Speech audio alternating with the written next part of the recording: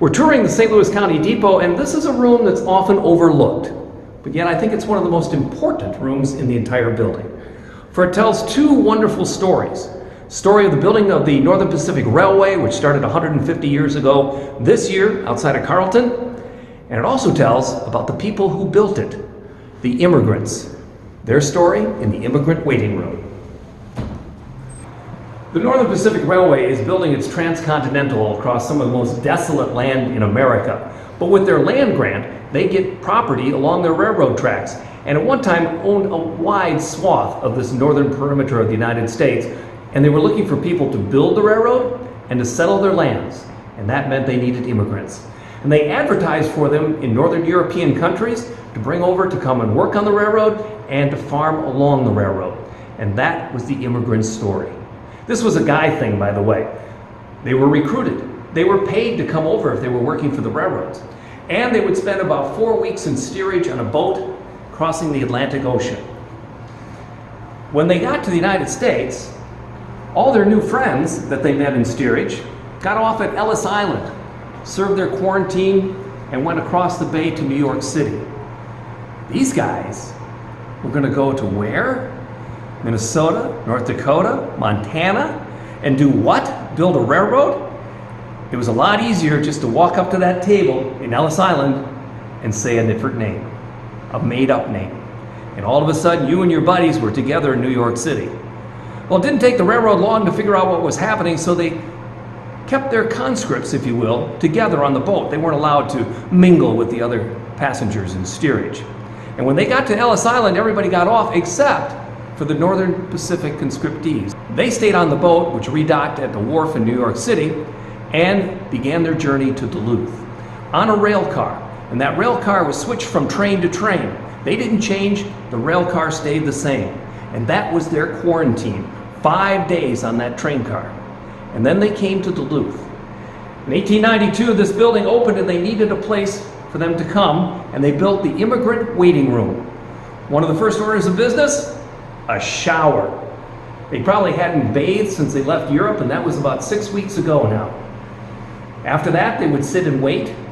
A nurse would come to make sure that they were in good health, and they would be at work or on another train to either start their new American experience, working for the railroad or working on the farm. This was the most important room in the building. There were 3 ways to get into America back in those days. If you were Asian, it was the Embarcadero on the San Francisco waterfront. Europeans came through Ellis Island, as I mentioned. If you're working for the NP, you came to Duluth. After your quarantine is over and you've been cleared for safety in America, you are in America, but you're not an American. But you've begun your experience. You're now at the land of liberty and freedom. The whole new world is out there before you. Opportunities that you've only dreamed about, that you've heard stories about, and your American experience begins in this room. Shortly thereafter, though, you would go to a place called the Immigrant House, which is really just a couple of miles from where we are here. It was also along the railroad tracks of the Northern Pacific Railway, and quite convenient to start your new life somewhere else in America. One of the things that made the immigrant experience in America so wonderful for our newest citizens to be was the education system America was building. In Europe, not everybody got to go to school. Here in America, everyone was going to give an education. And that, of course, brings us to today's stay-at-home quiz. With all the distant learning going on, we thought maybe we'd ask you a couple questions based on some of the earlier episodes of our video tours here at the Lake Superior Railroad Museum. So let's see how well you were paying attention. Question number 1. This one's easy because we gave you the answer just about a week and a half ago. What was the name of the first locomotive in Minnesota? Was it A, the William A. Crooks, B, the Minnetonka, C, Thomas the Tank Engine? The answer is A. Question number 2. From what city did the first example of full-scale bottled water come from?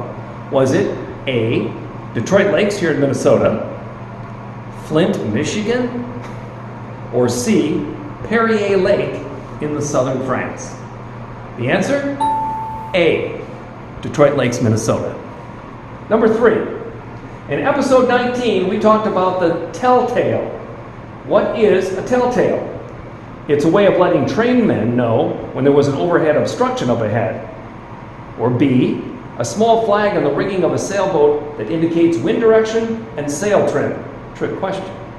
Or C, a telltale is a stool pigeon, a snitch, a rat fink, a canary, or a narc.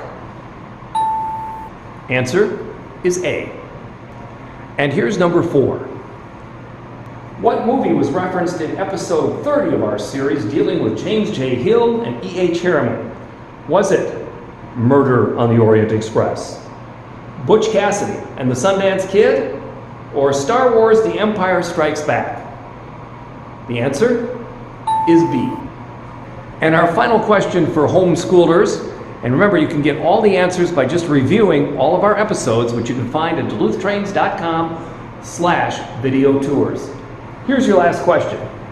Go back to episode 26 on the movie Iron Will. In the movie, what famous piece of motive power is shown as one of the stars of the film? Was it Sir Topham Hatt's favorite female engine and the name of Duluth Mayor Emily Larson, meaning Emily? Was it B, the number 14 steam locomotive? Or was it C, the Millennium Falcon from Star Wars? The answer is B. Well, we hope you enjoyed this little quiz. More importantly, we hope you enjoy going back and reliving some of our greatest hits on these video tours. Thanks again for all your wonderful comments, and thanks for watching, and thanks for doing what you should do, which is wash your hands a lot. Stay home if you're sick. Cover your coughs, don't touch your face. Keep that social distance, and let's take care of each other.